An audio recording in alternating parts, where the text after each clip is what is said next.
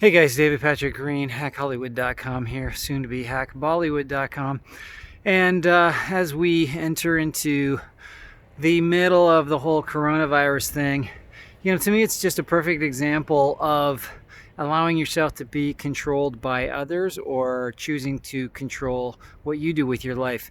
And, while there are lots of things put into place which are, potentially aimed at making us safe, if you actually dig a little deeper, you'll find out that a lot of these things are not based on our safety, but they're actually politically motivated. I mean, there is an election coming up in the United States. And the North American governments have been way behind in shutting the borders down because they are so scared of upsetting their constituents rather than actually protecting them. And what this means in terms of your acting career is that there are always going to be people trying to tell you what to do.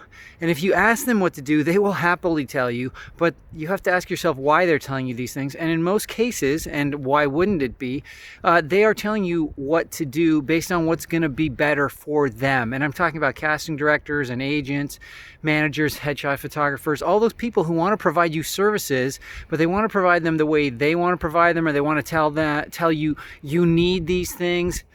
But maybe you don't need these things, and maybe you shouldn't do things the way people are telling you to, okay? So think for yourself. I mean, coronavirus, find out how it's transmitted, find out, what are the symptoms, what are the signs, find out who's most at risk, and then behave accordingly. Don't just do what everybody else does, because it actually, in this case, could cost you your life if you do things the way everybody else is doing them simply because other people are doing them. But, I'm not here to scare anyone. I'm just here to point out the fact that a lot of the stuff people do is told to us to the advantage of the person we've asked and not our advantage. So think about what is going to benefit you and act accordingly. I have a sniffle, but it's only because it's cold out. Hopefully I don't have the coronavirus as of yet.